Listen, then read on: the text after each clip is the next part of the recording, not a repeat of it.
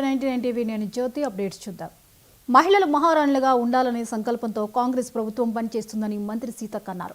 హైదరాబాద్ యూసఫ్గూడలో జరిగిన ఇందిరా మహిళా శక్తి కార్యక్రమంలో ఆమె మాట్లాడారు.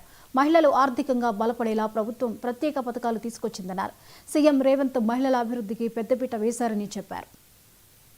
ఈరోజు దేశంలో కాంగ్రెస్ పార్టీ అంటేనే పేదల సంక్షేమాన్ని చూసే పార్టీ. కాంగ్రెస్ పార్టీ అంటేనే ఇందిరమ్మ నాయకత్వంలో మహిళా సంక్షేమానికి పెద్దపీట వేసిన పార్టీ.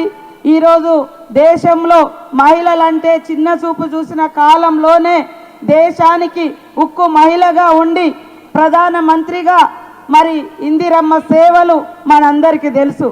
తెలంగాణ తల్లుల యొక్క బాధ, తెలంగాణ ప్రజల యొక్క ఆత్మ గౌరవాన్ని చూసి ఖచ్చితంగా తెలంగాణ ఇవ్వాలని ఇచ్చినటువంటి తల్లి సోనియమ్మ.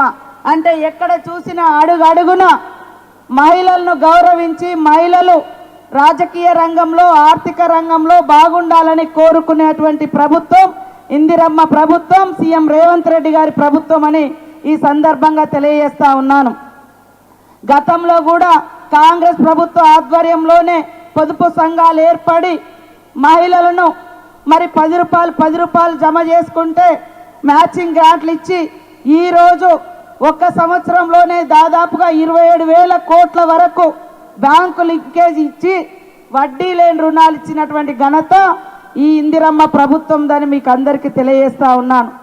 ఈరోజు లక్షల మంది మహిళలు బ్యాంకు లింకేజ్ తీసుకొని పెట్రోల్ బంకులు పెట్టుకుంటున్నారు, పాల కేంద్రాలు పెట్టుకుంటున్నారు, మరి ఇందిర మహిళా శక్తి క్యాంటీన్లు నడుపుతున్నారు. ఇప్పుడు మా బట్టి విక్రమార్కన్న గారి ఆధ్వర్యంలో సోలార్ పవర్ ప్లాంట్ కూడా పెట్టుకోవడం జరుగుతుంది.